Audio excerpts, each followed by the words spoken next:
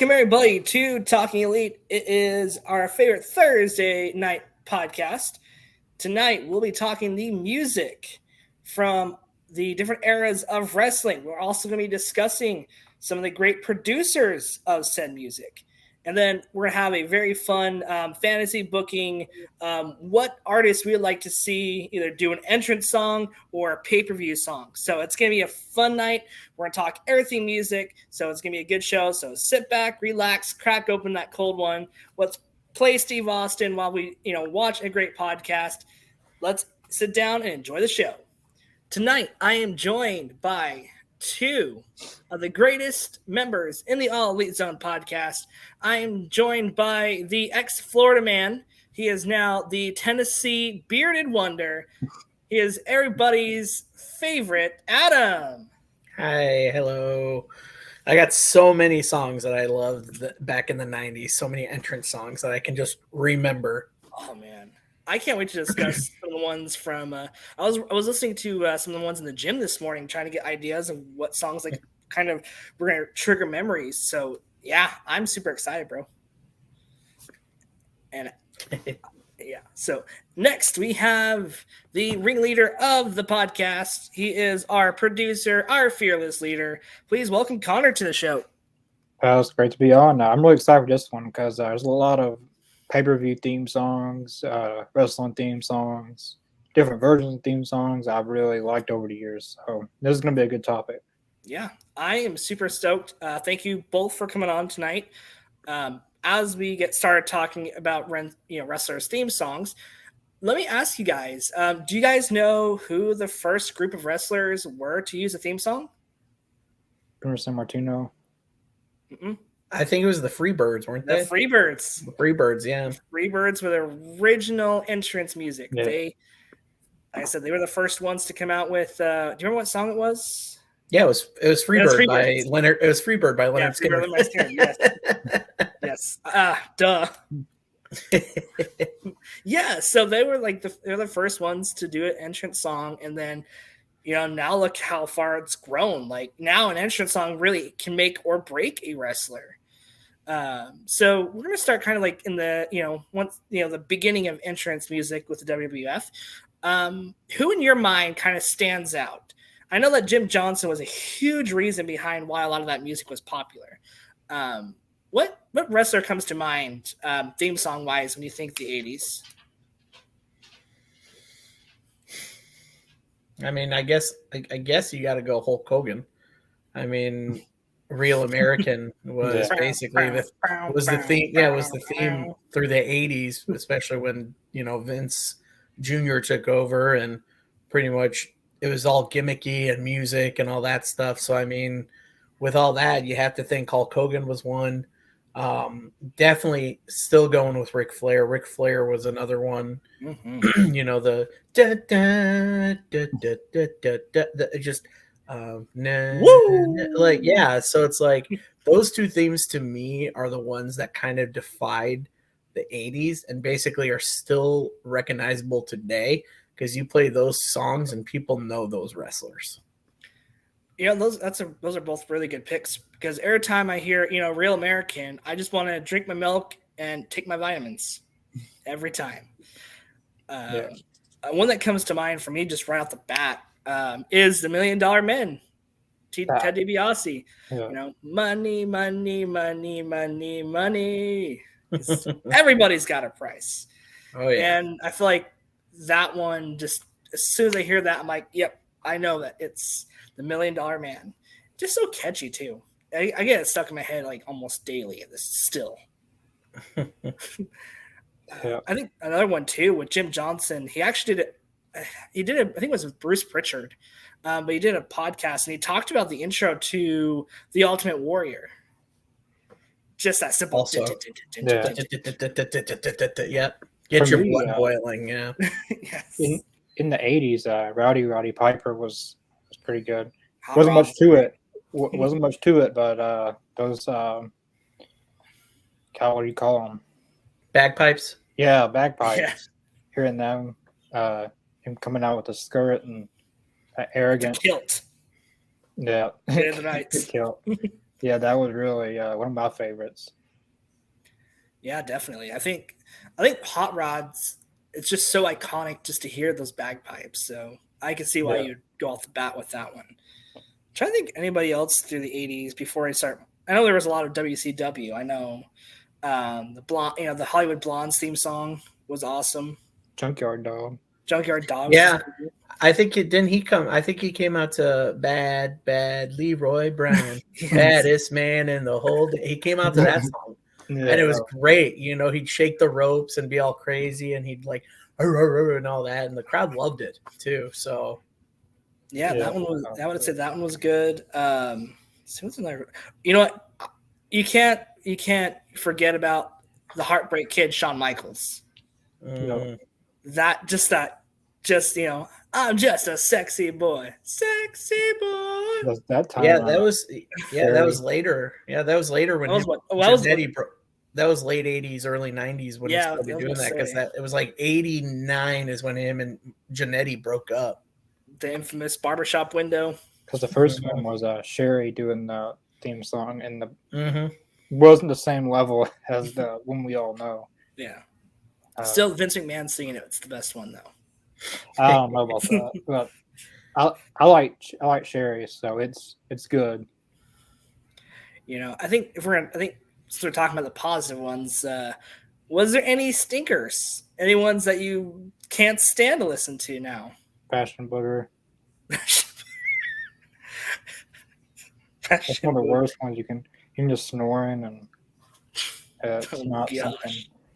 That I think- sounds nasty. If you I really think- hate, The good wins. I honestly I hated the good wins because of just the banjo. Like it's like I'm like, oh my god, that is the most annoying sound in the world. I am annoyed by the sound of a banjo. Like it's like bang, and it was going so fast. I was like, what is this? I get it that they're supposed to be like farming guys, but it's like I guess backwoods, but it's like it's so annoying with the banjo. another two good ones. The Honky Tonk Man. He Yeah. was really Oh, good. yeah. And then Outback Jack. He was he was a different kind of character, but his theme song I liked always. I can't remember any of the lyrics, but I'm sure if I heard it, it's a really catchy song. I always thought the world of him. I don't know why, but I like Outback Jack. The one that I cannot stand? I know this is probably early 90s though, but Hunter Hearst Helmsley. Yeah. Oh, was that back when he was like the proper and he The had proper like gentleman, yes. the Yes. like the piano? Yeah, no, that one was dumb too. I Yeah, was like, what the? That was just, that was cringe. But It's a little Doink the Clown. But I think the best one still, though, to come out of like the 80s, early 90s, though, still has to be the Hart Foundation theme song, Bret Hart's Yeah. theme song. Mhm. Just as soon as you hear that guitar slide, I was gonna say that when I was gonna lay. I didn't know if that was with the 80s or 90s. when did well, it's still, it 80s? carries through because Natalia still comes out to that riff too True. on her song. So Yeah. it's still an honor to the legacy of the Hart family. So Especially with Jim Knight. Yeah, that's a huge honor. I'm glad that I'm just surprised Bret let her do that because I know Bret's very particular with anything with his family heritage. Very well, particular. I mean, yeah, but I mean, it's also just, I mean, it's just also her father, but also it's Natalia honoring, the Hart family, Yeah. because she is a Hart herself, so it's like she wants to keep that Good point. going in her career, Because and did kind of he feel also like train in the dungeon too? I don't know if she did. I think she trained with her dad. I don't know if they trained in Stu Hart's dungeon, but I know she trained with her dad a little bit, and I think she's trained with Stu. Yeah. I can't remember who else she trained with. I think she had like 3 people she trained with. Well, Beth Phoenix. Well, I don't know if she trained with her, but they trained about the same time. Yeah. So WCW was very interesting when it came to their music choices, especially starting with the Monday Night War era. I was kind of thinking about this. I don't know how they did not get sued with DDP's theme song, because DDP's theme song is just a ripoff of "Smells Like Teen Spirit." Yeah. Yeah, because I was watching. I think it was DDP and I want to say it was Raven. But I'm like, dude, this is just Smells Like Teen Spirit, just with a slightly different octave and a different down note. Now, one of the worst theme songs in WCW history at that time was, I don't know if it was Sergeant Craig Pittman or one of the two, Sergeant Craig Pittman or it was someone in that little feud. Oh, God. That was the worst theme song you could ever come out to. Like, the book must have hated you really bad for you to come up with that kind of theme music. I forget what it was like. Like I don't know if it was Sergeant Craig Pittman or it was someone else. I'm gonna look that up because that was one of the worst. Like the Booker must have really hated you. He must have not liked you for you. I can't recall the song, to be honest with you, Connor. Yeah, me and Ms. Jacobs were watching the Monday Night Wars, and oh god, the Booker hated that dude. I think the best song to come out of that WCW is the Wolfpack NWO. Oh yes. Well, I love the "Ow" and then the doop boop doop boop doop. Like I love that theme. It's such a different contrast of what black and white NWO was because of that. But then you had the Wolfpack with the holler, and it was kind of like a beat bop to it. I was like, oh, dude, this is tight. Like I like the way because it kind of made them walk with swagger to the ring, you know, with the beat and everything like that. So I loved the NWO Wolfpack like theme coming out, you know. Yeah, like the Wolfpack's very iconic. It's like that one, the NWO, like both that one and the original NWO, just that porno style guitar. It's just such an iconic riff as well. Public Enemy in WCW. Their ECW stuff was great, but their WCW theme was basically just a different version of their ECW thing, but just more like TV kind of like ready kind of theme. I'm like, all you're doing is rehashing their theme from ECW, but in a different like riff and tone. Yeah. I think the one that really like gives me chills every time that it comes on though is still like Sting's like Crow entrance music, and then just seeing how it evolved to where his music is now. But man, that song gave me chills every time he was about to drop from the ceiling. Man, it just gives me just chills up and down the arm. I couldn't find whose theme song that was, but it was either Cobra or Sergeant Craig Pittman or one of those jobbers there. That's the worst music you can ever come out to.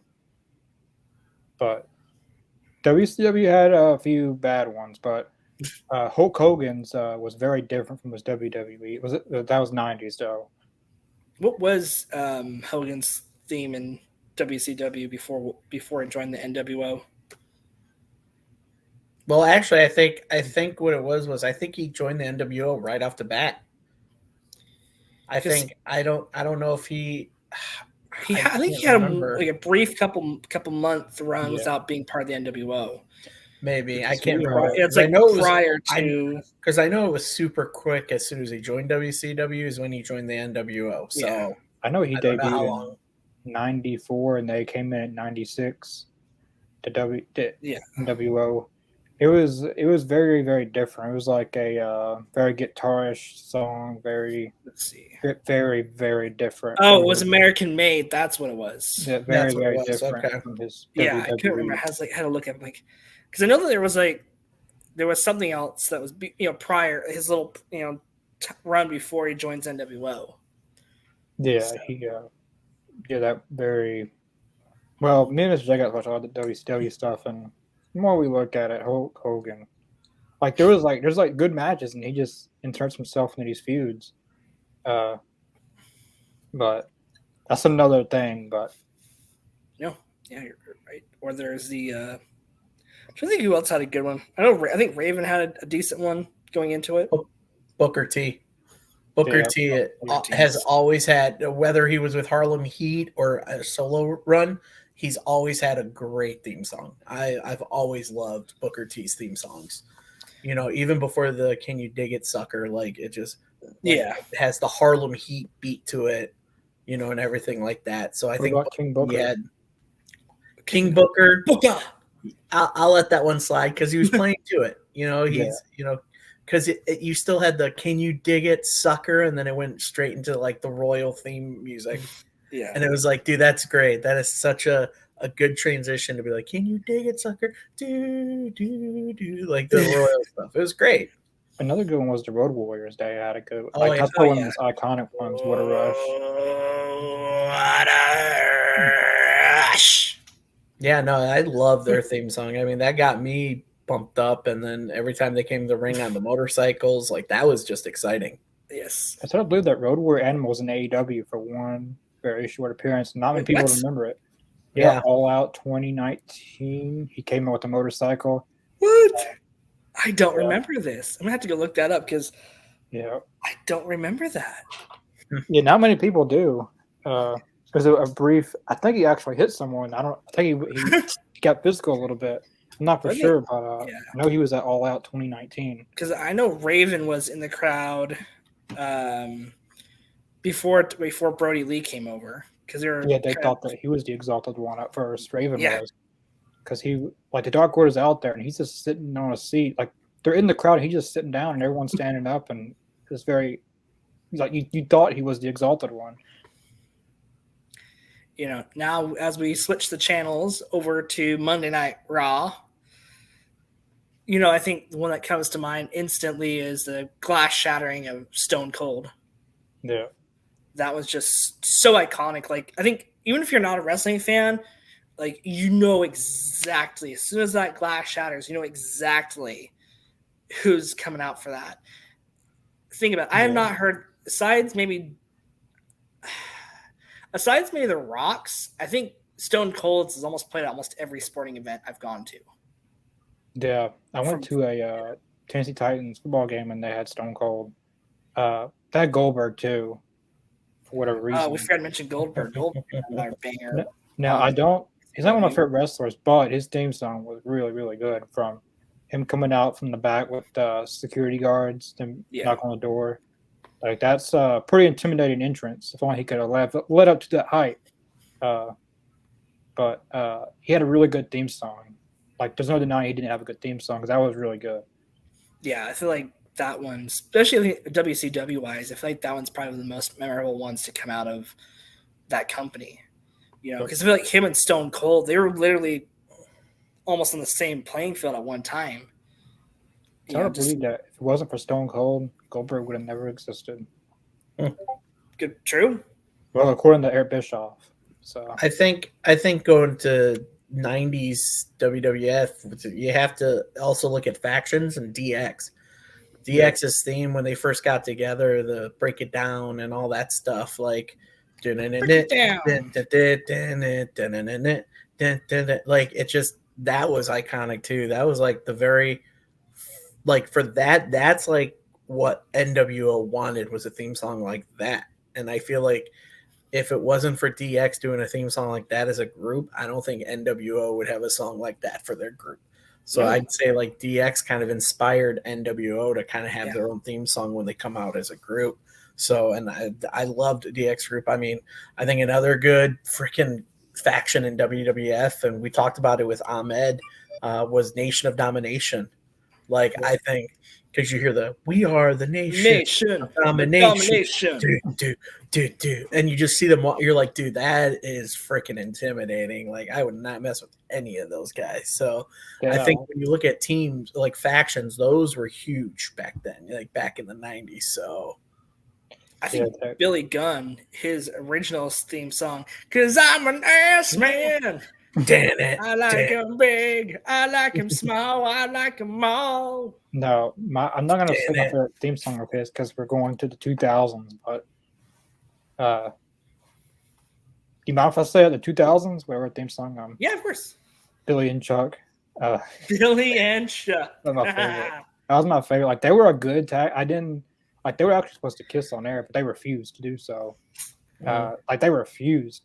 But they had a good tag team with Rico as their manager. Like, they were a good tag team in the ring. I loved their theme song. Everything was funny that they did. Everything was entertaining from week to week. I just loved their theme song. Like, it was very TV 14-ish, but I liked it. I like Billy and Chuck's theme song. Wasn't Chuck supposed to be at one of the AEW shows? Billy Gunn's birthday, wasn't it? Yeah, he was supposed to be supposed there. to be prior to Commitments. I'm like, oh, that would have been so cool. Like, he hasn't appeared in wrestling in years. Like, it's been 20-something years since he's ever done anything wrestling-wise. Even like a signing he doesn't even do. That would have been huge. Hopefully they can still do that.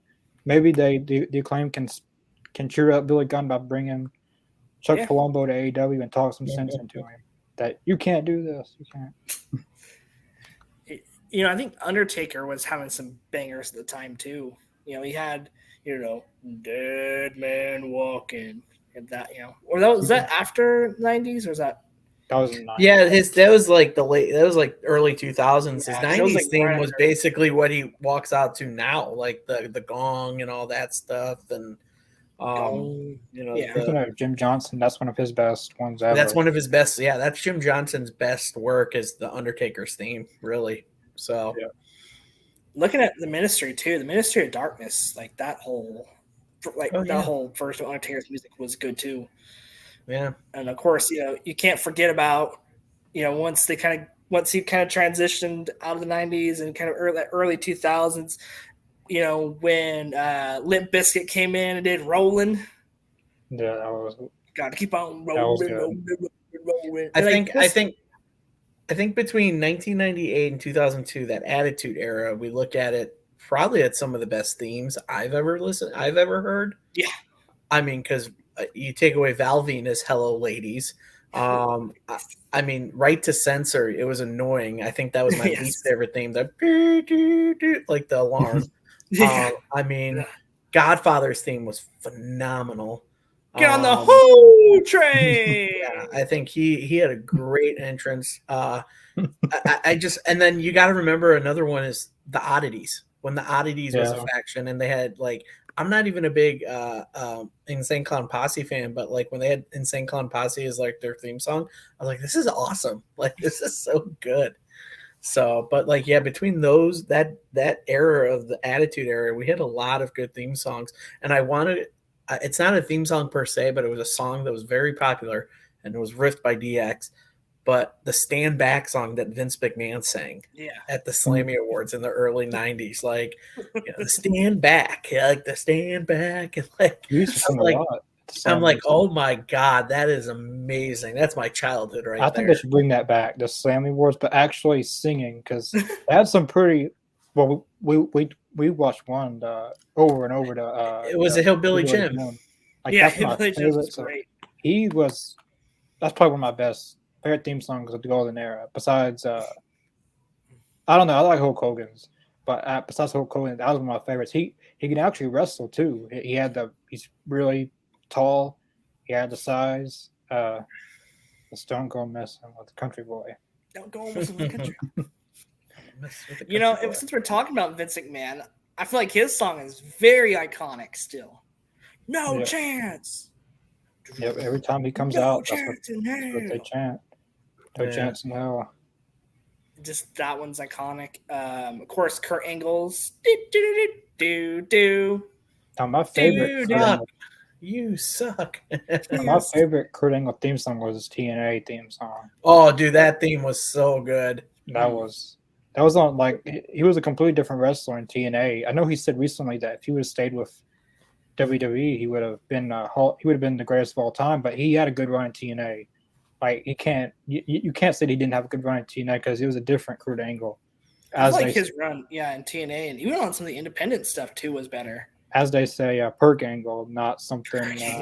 It's not something good in his personal life, but in ring, he was the best ever. Oh yeah, and he was. If you looked at his body back then, you're like, "Holy cow! Is he skinnier and more defined? You can see everything, but he was thin. You could see it in his face. You're like, it's good he's there, but it's I don't know if he's healthy personally. He wasn't doing good. I agree. His theme in TNA was the coolest themes because when it debuted against Samoa Joe, and I heard it, and I'm like and then it was I was like, oh my God, that is such a good theme. And the same thing with Christian. Christian Cage had one of the coolest theme songs, like it's no, and I keep forgetting that TNA had some good theme songs. His theme song was by Evanescence, but I wish they would actually use the lyrics because if you go on YouTube, some people put that in, and it's so much. It's good in its own way. I don't know if Christian. Maybe he is a Evanescence fan. I'm assuming he would be for that music to be in there. But I think TNA used the lyrics a little bit with the Evanescence. Yeah, TNA got some pretty good ones.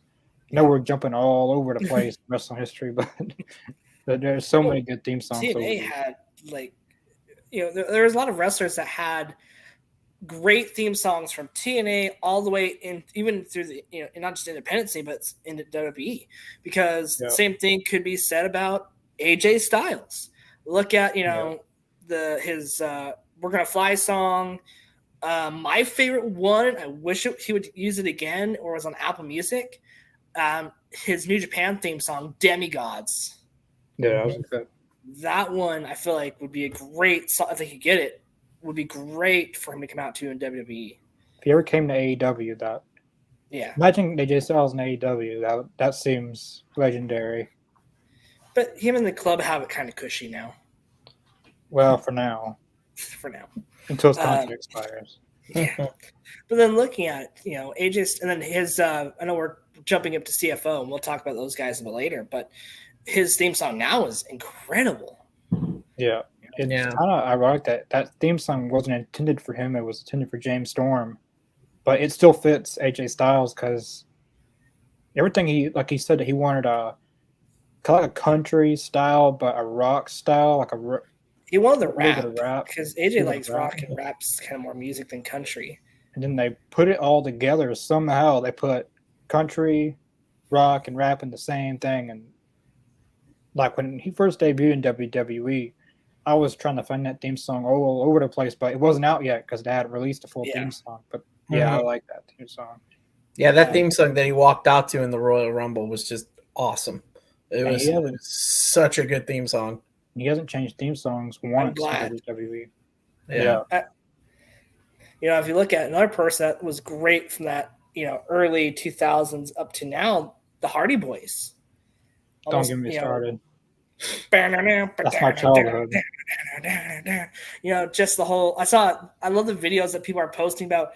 There was one that I shared earlier, and it was like the Hardy Boys are coming out to save you, but they got to dance first. It was just a whole bunch of people waiting to dance. But then looking at it too, like looking at Jeff Hardy's No More, or was it No More Words? Can't you see the writing on the wall? Did he sing? Because I know he sings a version of it. Did he sing his theme song? Like, does he sing on the actual track, or did he just cover it? He sung all his theme songs except the Hardy Boy. It was just music, but the No More Words he sung. All of his theme songs in wrestling history he sung, except Willow, I think. Did he sing? I think he sang Willow. But I liked his No, There's Never Gonna Be Another Me TNA theme song. It was a dark place in his life, but it was a really good song. For sure. Brock Lesnar. The Brood. I think Brock Lesnar had another. I was just about to say the Brood. Hey, you hear those whispers and the. You can't do music or wrestling without the Brood. Yeah. No, the Brood. Yes. I'm just sad we never got to see the Brood entrance at WrestleMania this year. Yeah, they kept on building like they were, and then they did wasn't even the Brood's theme song? Like, was it a different kind of theme song? It was like the Brood and then mixed with Metallica, wasn't it? Or was it Pantera that he came out to? I think it was like Pantera. Yeah. So, it was still a cool entrance though, but because he came out like that glass look, and I'm like, that is the weirdest look I've ever seen, but that's pretty cool. Yeah. If we talk about early 2000s, I mean, that's when all the female wrestlers were starting to have themes as well. I mean, because you got Trish Stratus was coming out to like the little laugh and the gonna rock the show like that. That was a good theme. Lita was coming out to her theme. So I mean, you had all the female wrestlers coming out to their theme, So I mean, I think that's an importance in wrestling history that you got to talk about, is like the women started taking a little more center stage with the music, like, because of course the crowd had all males in it, so they're like, ooh, the ladies are coming out, so Stacy Keeler was good.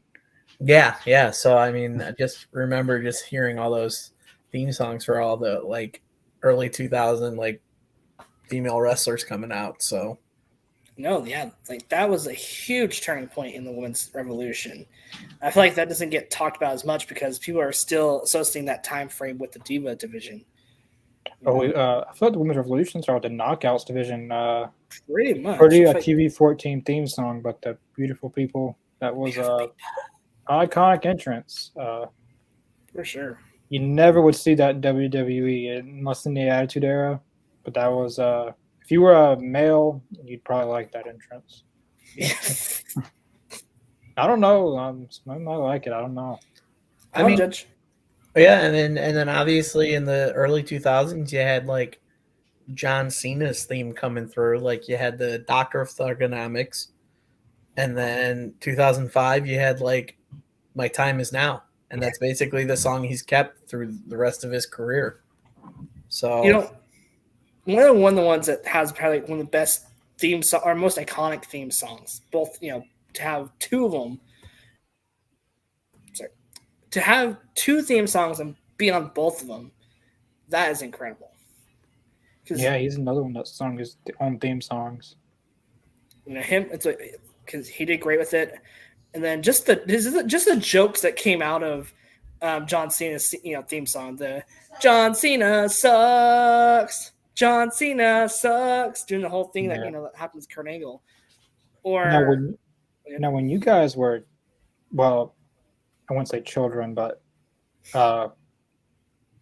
before the internet was around, I guess, or when things really media-wise, did you guys think that the wrestlers sung their own theme songs? Because I used to always think that like Big Show sung his because it sounded the same. I used to think that as a kid, like every wrestler theme, and I want to be a wrestler, so I'm thinking, well, I need to come up with my own theme song because in my childhood head, I think that's what they do. Because like at that time, I think wrestling's like I hated the heels and whoever the face was. I love like CM Punk. I hated because he retired Jeff Hardy. Well, didn't just for WWE time. Yeah. But for me, I always thought that. I didn't think so. And you gotta remember, you're talking to someone who actually lived through when the internet was introduced. Yeah. I was freaking almost 10, 11 years old when the internet came out. In the 97, 98, it was like the next biggest thing, and it was crazy because you had dial up and all that stuff. You're like, what is this thing? And then obviously you had the Y2K scare that we lived through, and I was like, dude, nothing's gonna happen. Said either all the computers are gonna shut down and restart, or we're going to be fine. It doesn't even matter. But no, I never thought any of the wrestlers, like, I never thought all of the wrestlers sang their own theme songs. As a kid. I knew as a kid that some of them did, like Shawn Michaels, you knew that was Shawn Michaels singing. Just because I can tell in the voice that was Shawn Michaels singing. Even when John Cena came around the 2000s, I knew that was him singing. But I knew most of the music was produced, just because most of the theme songs didn't have words. They were just beats. So I never thought a lot of the wrestlers did their own music, because I'm like, none of these wrestlers probably know how to produce their own music. They're just coming out and performing, but there's just some of them that just wanted to sing their own theme song, At this time, I was like 6, 7 years old, maybe 8. A mind of a child who thinks like they're not introduced to wrestling news sites or what's the heel and what's the face, what's work, what's like you don't know any of that, and that's some of the best times because you didn't really pay attention, you just enjoy the wrestling. I wish you guys could meet the old me, because you guys would. It was something. Oh, you guys don't want to meet the younger Adam. Adam was a wild child. You don't want to meet him. Fair enough. In a good way or a bad way? Whatever your perspective was, when you. Yeah. It wasn't until I got into wrestling as like club wrestling is when I'm like, okay, maybe I should grow up. But I was still a pain in the ass. I think for me, Connor, I was older. Like I wasn't a kid when I started watching wrestling. I was almost a teenager. So like I knew like some stars did their own music, but I knew that they were obviously done by someone else. Heck, I knew Triple H's theme song before I watched WWE just because of Motorhead. So I knew that I knew that in general was I knew that some were similar wrestlers, but it was like nah, like there's no way that Big Show could have that nice voice to say, "Well, it's a big show." Did. I thought everyone did. Man, I swear, I thought Ted DiBiase, Ted DiBiase Jr. I thought he had sung his own. Cody Rhodes, he did his own. That's as a child. That's how it was. I used to do a lot of Jeff Hardy. I have a trampoline and then go crazy. I can just see Connor going. Well, people got hurt. Connor going. A lot of friends of mine, some people got hurt because we watched the documentary of the Hardys and they did backyard wrestling. So we're like, got a trampoline back there. Let's start our own little thing. Then all hell broke loose. We did that. We did that as kids when we were in junior high. We had like our own little club wrestling thing of like pro wrestling stuff. We had a fake belt, and we can challenge for a belt anywhere, anytime. That was our thing, and so the only places you couldn't do it was on school property, or before school. So it was before school or on school property. After school, it was fair game. Like we would go to my buddy's like. Where him and his mom lived in their apartment. There's a playground there, and at any point we'd be like, "We're challenging you for that belt." Like it was just that's how we were as kids. So I know exactly. I exactly know what you're talking about, Connor. With just the play wrestling and having that. Yeah. Oh, we thought we did it real. Like we.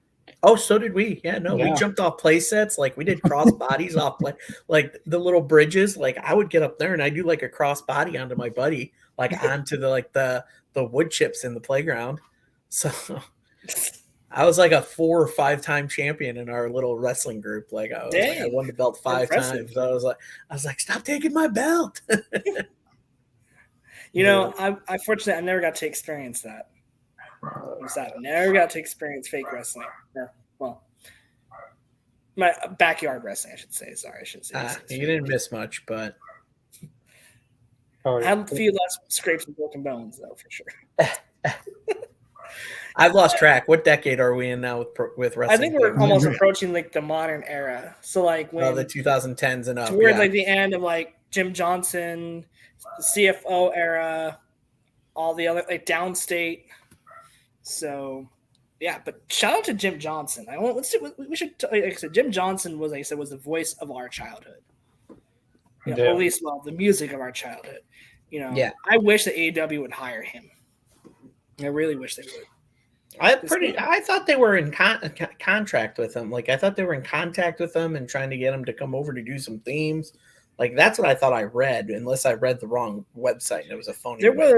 Speculation. But I thought there was speculation that they were talking to him about bringing him over to do theme songs.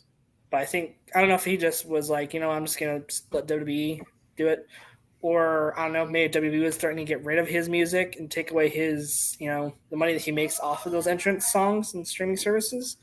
I don't know, because there was talk, but I never heard anything officially about it.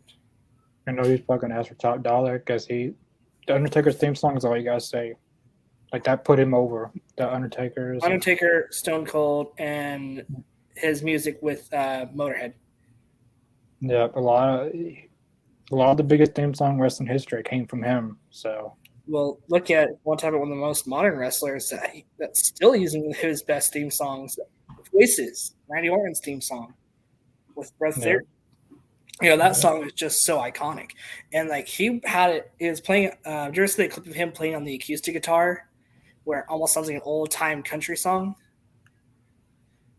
It sounds like almost like something like Undertaker would come out to. Or you have to remember before Rev Theory Voices, like he was coming out to, hey, nothing you can say. Hey. Yeah, like he was coming out to that. And I think they did an interview with Randy that he actually enjoys coming out to Rev's voices than he did with that theme. that previous theme. Yeah, I don't he think doesn't. It was too many haze. Yeah, he was. Well, not just that, but I don't think he like felt like that was like that theme was like so good. Like he loves his voices because that's true to what his character is, So I think he was never a big fan of that or that other theme that he came out to. So, which is weird because like it to me when I hear that song, I automatically think of the Legend Killer. Like I think pre-Viper. But man, but both songs are good. Like I don't think he's had a bad theme song. No, even coming out to Evolution. Evolution. Yeah, there's one mystery. It was like a country style. Well, not really. It was like a what do you call them? What are the theme songs you call that? There's no like really music into it. It's like authentic. I don't know. It was like the cage match that WWE did. It was like the Randy Orton, and it was the same people who sung it. What do you call the music that doesn't have like it's not like a actual, like it's just like a guitar person singing? That's like it. Sample? No, not kind sample. of an acoustic. Yeah, that's it. Oh, okay. Oh, so it was acoustic rendition. Okay. Yeah, that was really. Batista had a good one too. His theme song. I walk alone. That was my favorites. I walk my wish on this bitter danger. Godsmack. That was Godsmack. Love Godsmack. I think I owned a lot of Godsmack albums when I was younger too because of that. So no shame. But again, like you mentioned before, I mean, you can't really mention a superstar without mentioning Triple H and his use of Motorhead throughout his whole career. Let's see. So he did not just that, but he also did because he had because you gotta remember when he did the Hunter Hearst Helmsley, he had like the classical stuff. Yeah. DX. He had it wasn't Motorhead. It was I can't remember the name of that band that did that theme song. And then obviously he had his My Time song. Yeah. My time, and then he came to Motorhead's theme. So yeah, because they had the Motorhead, they had his original theme song. Then he had Evolution with Evolution. Yeah, there's a group, yep. And then my favorite one, his Authority theme song. King of Bow Kings. down to the king. That was my favorite, the King of Kings. Yeah. My grandmother hated that theme song. Yeah. I don't know. I kind of enjoyed his. I actually enjoyed his My Time one when he first came out with him and Stephanie. Like it was just those two. Like it's the wow wow wow wow wow. I keep forgetting about that. I love that. Yeah. Excuse me, sorry. Can't forget 3-6 Mafia doing Mark Henry's "Somebody's Gonna Get Their Ass Kicked." Yeah, I like that one. Sure, yeah, I like that one. But before that, he was coming out to "Sexual Chocolate." Ooh, yes. Sexual. Yeah, that was another weird gimmick, and I'm glad they brought it back for that one Raw special. I love that. Yeah, that was great. So I like Al Snow's theme song. What does everyone want? What does everyone need? Did you ever hear the story about that? About how that theme and how the head came along? So Al Snow was in ECW, and he was trying to find a gimmick, and I don't know where they were, but they were at some place, and in the backstage area there was like props and mannequins, and they found a mannequin head still propped it, like a head that holds like masks and hair, and Al just took it and just ran with it, and like they painted it and put fake hair in it, and then like Paul had the idea of like making it like a party at the arena when Al Snow comes out. So they did like thousands of heads, like mannequin heads, to pass out to the crowd, and they'd have like techno music and like the strobe lights going, and everybody be in the crowd shaking the head with Al Snow coming out. So it's like the craziest way that they got that theme and all that going. So Al Snow, and it was great because it was all Al Snow. Al Snow had the idea and he brought it to Paul, and Paul's like, "Let's freaking run with it." do it. I feel like we're forgetting a lot of people's theme songs. RVD, Test, Chris Benoit. Who else? We had Eddie Guerrero, Latino Eddie Heat. Guerrero. I lie, I cheat, I steal. I lie, Yeah, good one. I cheat, I steal. And then looking at it too, RVD, like he has 2 iconic theme songs. Yeah. He has Pantera's Walk, Yep. which is very awesome because he just came back out to that. Oh, and yeah. then One of a Kind. I don't know. His TNA theme song was pretty good. Yeah, I like this TNA theme song, but yeah, no, Walk for me was great because that's me. That's ECW days for me.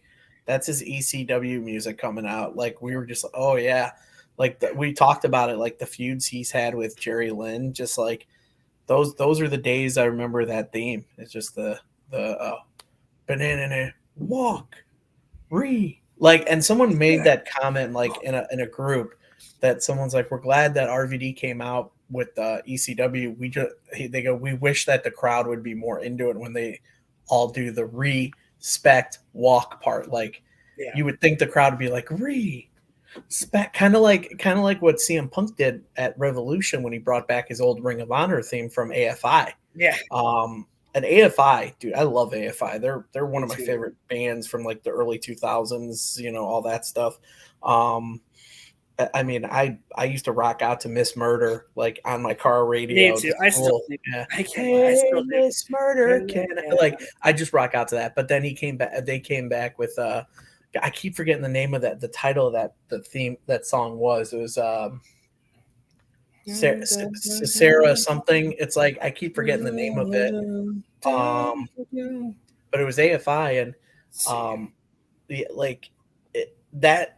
the crowd, I felt like if they knew of his Ring of Honor days, some of them did.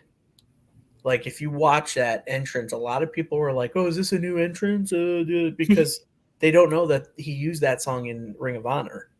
Yeah. Well, CM Punk, since we're talking to CM Punk, he's had some. He had Fire Burns, which was great. Was there one before or after Fire Burns? He did Ring of Honor. It was what was it called? He brought it back at Revolution 2022. Yeah, I was talking about that. So I know there's the AFI song. Of course, the Cult of Personality. Cult Personality. That one's just so iconic with Punk. Just that static he has, and then just that. So it's called. So his AFI theme. The AFI song was called Miseria Cantare. Yes. The beginning. That was the name of that song. Yeah. He came out to that, and then he came to This Fire, and then This Fire Burns. Yeah. And then it was Cult of Personality. Yeah. I kind of hope he goes back to This Fire Burns because the current story he's got going on with what's represented him from all these years, like the X. That's when This Fire Burns theme song was going. I'm straight edge. I don't smoke. I don't drink. Like that's where that came in, and he's been teasing on his Instagram. This Fire Burns. I like all his theme songs. It's kind of hard to pick one, but Cult of Personality is when you think of a Cult of Personality, you think of CM Punk, or at least as a wrestling fan, you would. Yeah. Well, and Living Colors, huge wrestling fans too. Yeah, they sung his theme song a few times. They played him out to his match with Undertaker, if I remember correctly. Yep, he's actually went to a few of concerts at concerts, and he's been there, and they sing that song. Yeah. Great Khali had a good theme song. You know who I think has a great theme song that doesn't get talked about much, but is Mr. Baron Corbin. His "I Bring the Darkness" song was such a killer song. That was good. Is he using that one again? I don't know what he's doing. He might be doing the Happy Corbin or whatever he's. I thought he went back to his regular Baron Corbin gimmick. Which one was the I Am the Fire or? I think that was his Lone Wolf character, wasn't it? That was like after, because he had two songs with the Lone Wolf gimmick before I went all happy Corbin bullshit. Like they kind of rushed him to the main roster a little bit too fast because he was in NXT for only like a month or two, and then he was already on. He was such, but he's actually. It's crazy how smooth Baron Corbin is. Because people hate him, but he is one of the best. Like some say he's the worst wrestlers on that roster. Some say he's also a worker. I mean, he's a good worker. I mean, nobody's ever had, from what I've heard from interviews with other wrestlers, nobody's had an issue with Baron Corbin. I feel like with the roster because he puts people over. You know, he works well with others. Nobody's had a problem with him. I mean, there's a reason why he's always, you know, doing the up down down with Xavier Woods. It's because he's a great guy to get along with. You know, so it's like never heard a bad thing about Baron Corbin. You know, I'd like to see him have one more title run with something. You know, I'd like to see him have a title run with something. You know, whether it be like the North American title, NXT title, like I'd like to see him run with a title. You know, even if it's tag titles. I don't think that they've ever booked him good.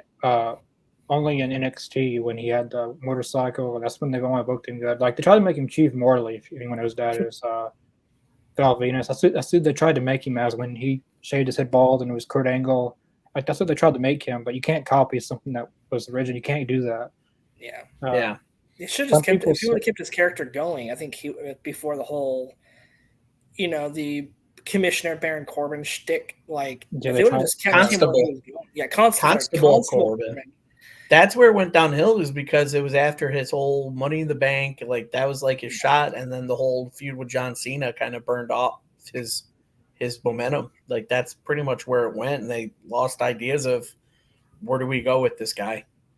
If anyone knows how to use him, it's Triple H, because he's the one that really got him going.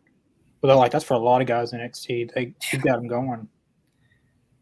I think one you can't forget to mention, and there's two versions of this song. That's Zack Ryder's "Oh Radio." That was good. It's just so iconic. Oh radio, tell me everything you. And it's such a Jersey Shore song, but it's so iconic.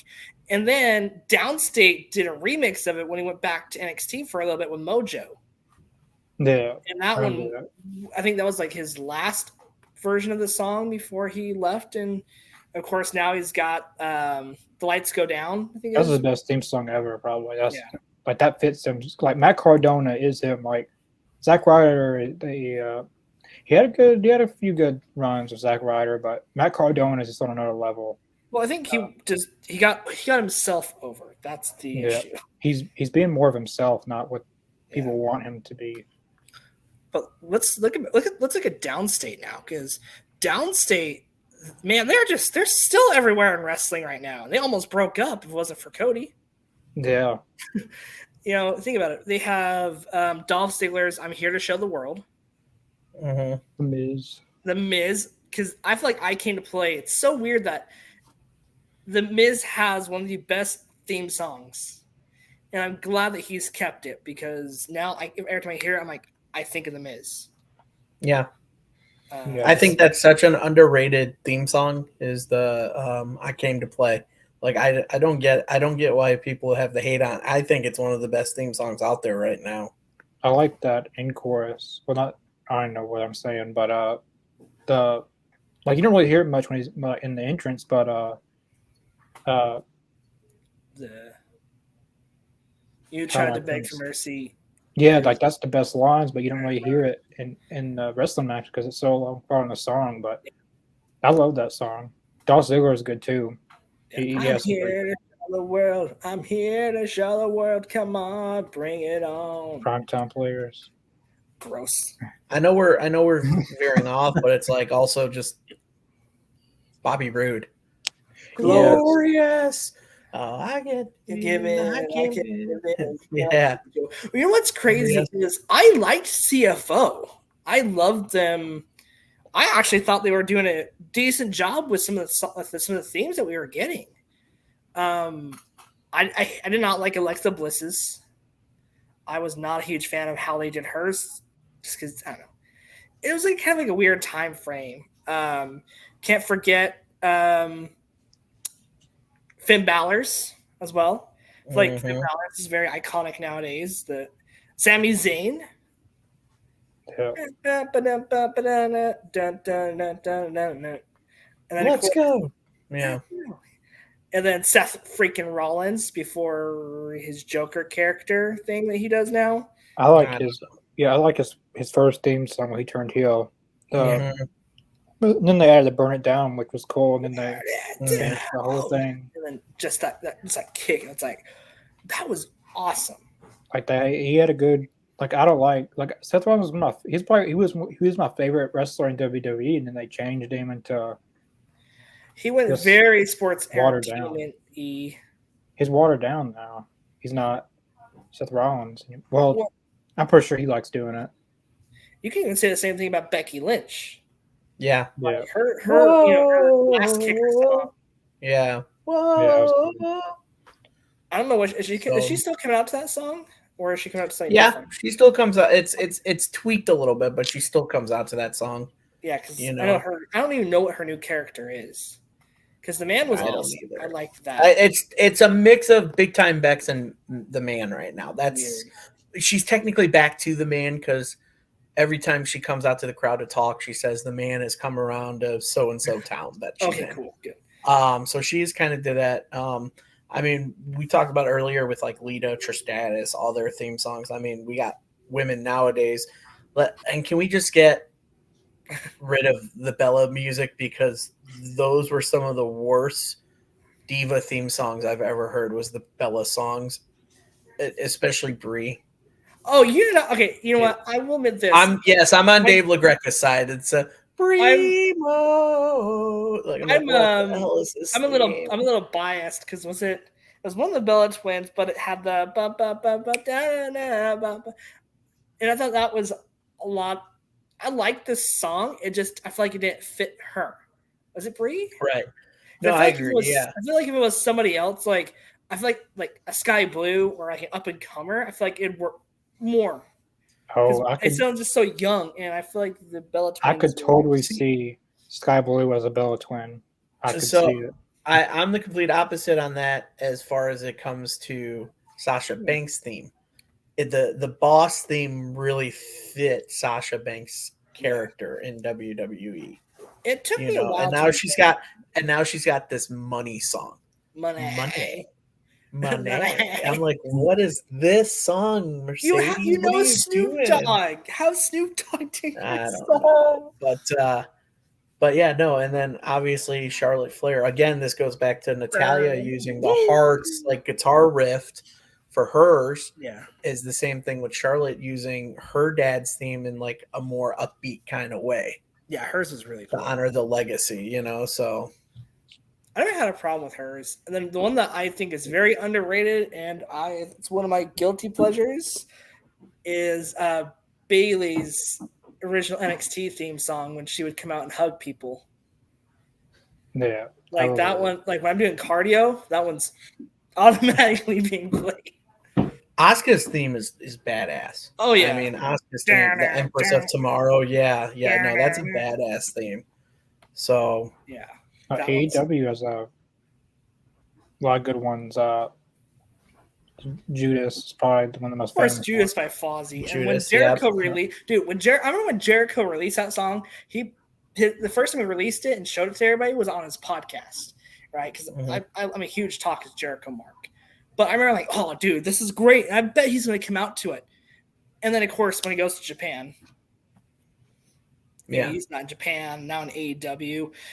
I don't think I've ever seen a crowd know almost an entrance song word from word.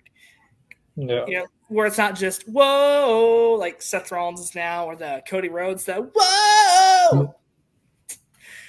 That was pretty good, wasn't it? Yeah. But I think it's same with AEW in the women's. I mean, Britt Baker's song it hits. Britt Baker's song is fire. She had lyrics to her theme song, and I found out why. Why?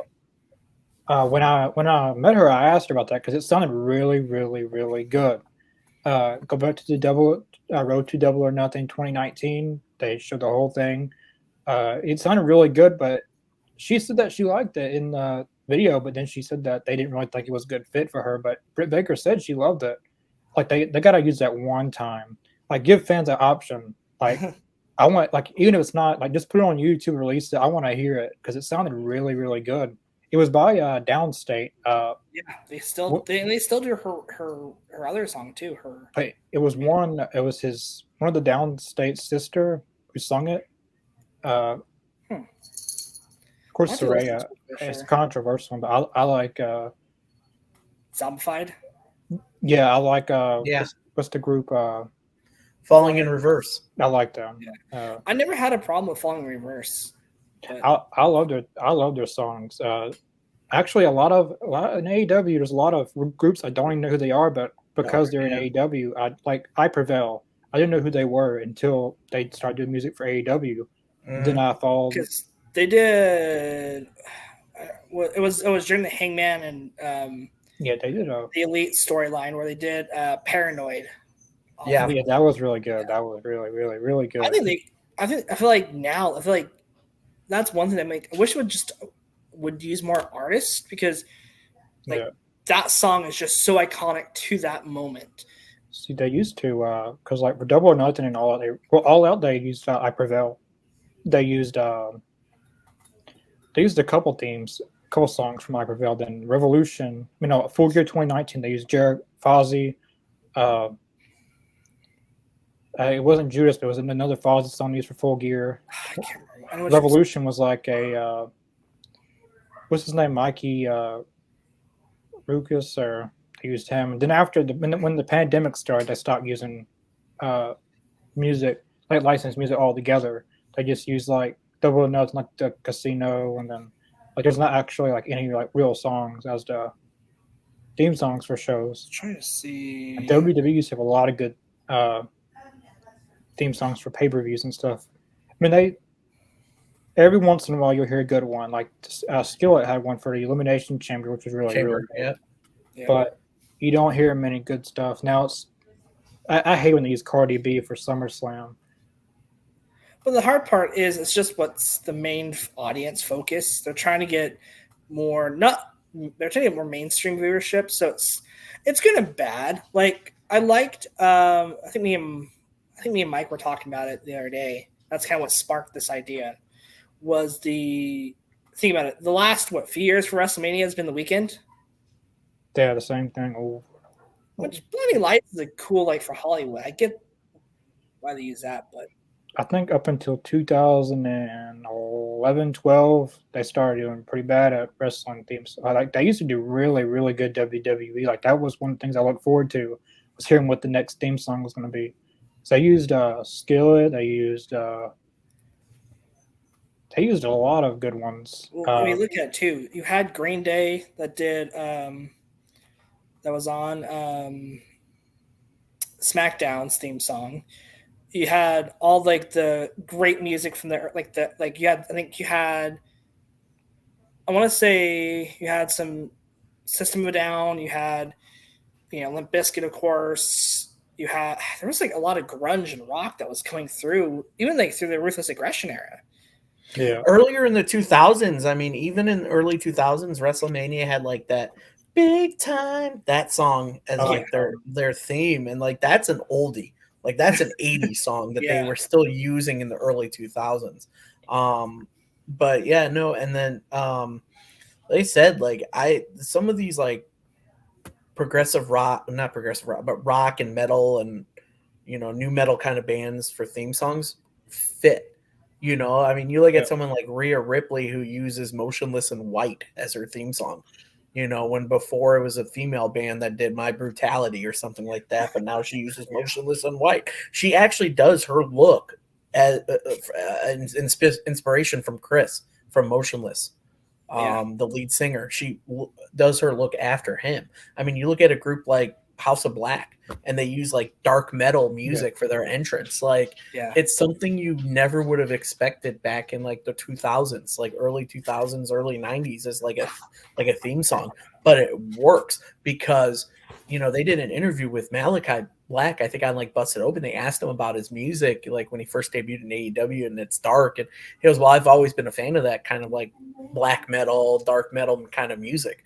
He goes, I feel like it needs to be shined through in a channel like professional wrestling is like the perfect time to channel it, because that's your crowd. You introduce a crowd to, like, I mean, you look at artists like wrestlers, like, I mean, look at freaking Ronda Rousey comes out to a pay-per-view to Joan Jett playing live. You know, you got Shinsuke coming out to WrestleMania with Nita Strauss, one of the best female guitar players in the world, playing his theme. You know, like, but like I'm saying, you get all these bands that play. I mean, hell, even the one band played Cody. His band played Cody out. They played My Kingdom live. You know, it's like they don't do that much anymore. They do it like every now and then, but they used to do it a lot back in the 2000s. They'd have live artists at these pay-per-views. That's what I loved what Jade did when she had the guitar player that plays, you know, the riff on her theme song come out and play her to the ring. Like, I don't care what your people's feelings are about Jade. I love her theme song. I think she has one of the coolest riffs out there. I mean, even you look at someone like Thunder Rosa. Her theme song is very like Thunder Rosa, like it's heavy, like Latino metal, like it's hard, like and that's what I listen to. I like the metal, you know. I like the hard rock and the metal. That's what I grew up on. The one thing I like about AEW is they don't really do the watered down, because like wrestling, rock, and metal has always had, like, they mesh together, like they go together, and then WWE kind of shied away. Like Cardi B, SummerSlam, what a disgrace. I mean, like the years of wrestling WWE and the good theme songs they've had for it to go to waste like that. Like, well, they got Kid Rock this year because it's in Detroit. Yeah, they got Kid Rock. Detroit, so Kid Rock's going to be doing a lot of the music too. But Triple H, now since it's taken over, has been a little bit more rock music. They used Hardy, whoever that, he had a pretty decent one. That used Sold Out, yeah. Like, they've been doing a little bit better. That Grandpa's gone. Technically. Yeah, for now. But AEW, like, they used to do a lot of good. They did a lot of bands. They did Cody's Revolution 2020. They did. Just don't talk about the stupid Snoop Dogg remix of Kingdom. Oh, I don't want to talk about that. That doesn't exist. That doesn't exist in my mind. But ever since the pandemic, I stopped doing like a lot of wrestling theme, like the pay-per-views having like theme songs. But hopefully they get back to that, because I Prevail, like, I didn't know who they were before AEW. They're really, really good. Like their Revolution 2020, the Hangman, and like that story that Lane was talking about, that was really, really good. Yeah. Well, as we start to wind down here, you know, and unfortunately we're kind of running out of time. Just quick spitting some off real quick. You know, Hangman's got an iconic theme now. So, you know, the Young Bucks / the Elite. You know, the B Elite, B Elite's amazing. Of course, you have their Spear Kick Party song, and then Kansas now playing "Carry On Wayward Son." I love them coming out to that. You know, John Moxley coming out to Wild Thing. It's great. So, as we start to wind down, why don't we're each going to give one, before we go, we're each give one current theme song that we love. So, Adam, do you want to go first? Dude, you ended again on the hardest question, because there's a lot of theme songs that I love, you know, that it's very hard to pick one. But I think the best theme song for me right now, see, again, it's hard because I like all theme songs. It's one of my things. You know, I used to own all the albums of WWF theme songs, you know, so music is really big in my life, considering my background in radio and stuff like that. But if I had to choose, can I choose one from each promotion? Sure. Yeah, go ahead. Okay. For me, again, maybe biased because I love them. I love Cody's theme of My Kingdom. I'm glad WWE is letting him have it over there. They let him have it over there. I love it, because he fought really hard for them to be like, listen, this is my theme song. I want it. And they let it. In AEW, I would have to say probably the coolest theme song, best theme song that's going right now over in AEW. I've got to go with Ricky Starks. I love it will be televised, like do like you go with it. Yeah. Like, it's such a good theme that I love it, that every time it plays, I'm like, that's Ricky Starks, man. That kid's good. He's got a good theme song. He's got a good look. That's what a wrestler should have, and he's the definition of it. No disrespect to anybody else, but I'm like, this kid bleeds professional wrestling. It really fits his character for sure. Mm-hmm. Connor, what about you? I'm gonna go AEW. I'm gonna go CM Punk's Cult of Personality. Besides that one, because that's the obvious choice, I would say I liked Tony Storm's original theme song when she first came. Now she's got the Outcast, but the first theme song she had was really, really good. I like that one. If I'm gonna pick from WWE, I'm gonna go Johnny Gargano. I would say Randy Orton, but that's the obvious. I would say like one of the older ones I grew up listening to, but Johnny Gargano's is really good. Mm-hmm. Rebel Hearts is such a good, iconic song. Oh yeah, a really good song. Yeah. My fiance, I don't know if you heard her in the background. She says "Hot Mess" by Downstate is her favorite. You know, Chelsea doesn't use it in WWE anymore, but it's still one of her favorite theme songs. So Chelsea Green is one of my favorite women's wrestlers, and that theme song goes. I like that theme song. She is such underrated. She is such an underrated female wrestler. I'm glad she's got some gold in WWE. Finally, she I'm just afraid she's going to lose it tonight because they don't know how to book the women's tag belts. I don't think they're defended tonight, so that's the thing. If they lose, apparently what the word going around is that they're going to let those two have a good long run with those belts. That's the rumor going. I hope that her and Sonya are going to have a long run with those belts. But until I see it, I don't believe it. Yeah, seeing is believing. I think for myself to close out the night, the two that come to mind, I'll say my WWE pick first because my second one's just the best closer. I personally, I fell in love with it since WrestleMania, but I'd have to go with Roman Reigns' piano head of the table theme song. That was really, that is really good. I recently got the WWE 2K23 and that music playing. It's just so empowering, you know. And then I think my last pick, you know, just because it's so iconic for me in AEW, every time I hear it, just because I love punk music, I'm going to go with Darby Allin's IFL. That was a good one. That one is just. We could stay here for 5 hours and just talk about. We literally could have. We could probably do a part two. We could do a part 2 on this if we wanted to. So, as we close out the night, I want to say thank you to both Connor and Adam for coming on the show. And we'll talk more about this next week. That's why we didn't talk about ECW in this podcast with their music, because they're extreme and they kind of, you know, didn't get a lot of the rights for the music. So next week we're going to be talking about the fall of Extreme Championship Wrestling. So we'll talk, of course, some of our favorite moments, some of our favorite entrances, talk about the whole music issue, the speculation behind about them using copyrighted music, not, you know. So it's going to be a lot of fun. So make sure you guys check us out for that. If you guys haven't already, go back to last week's episode, watch the fall of WCW. It was a great episode. Both Connor, Adam, and myself had a really great discussion on why we thought WCW failed and could it have been avoided. So go back, check that out, watch that. Also, leave a comment down below on what your favorite theme song is from any of the wrestling promotions or eras that we discussed tonight or one that we missed.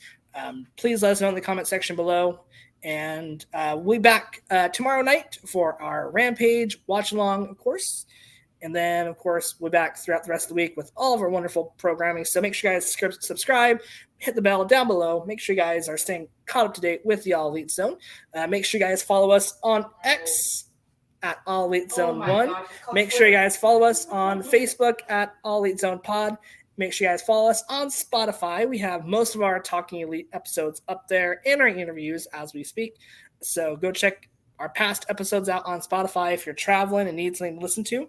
I know I have a lot at work, so it's been kind of fun to go back and listen to some of our old shows because this whole series has been great, guys. I really do thank you guys for coming on tonight. Do you guys have anything else before we close out?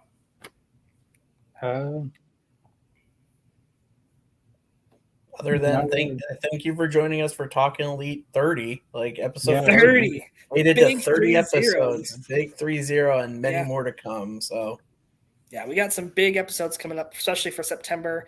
Don't forget, we have Dark Side of the All Elite Zone coming up, and we're going to be talking about all the dark stuff in pro wrestling, especially with stuff behind the scenes. So it's going to be a lot of fun. So we can't wait for that. So I know we're going to be discussing our topics in the next couple of weeks and get that ready for our first week of September. All right. Well, if that's all we have tonight, guys, thank you so much for listening. Make sure you guys give Connor and Adam some love in the comment section or our socials. Give us some love. Let us know how you're liking the show. And Adam, I think it's time to say your most famous words. And good.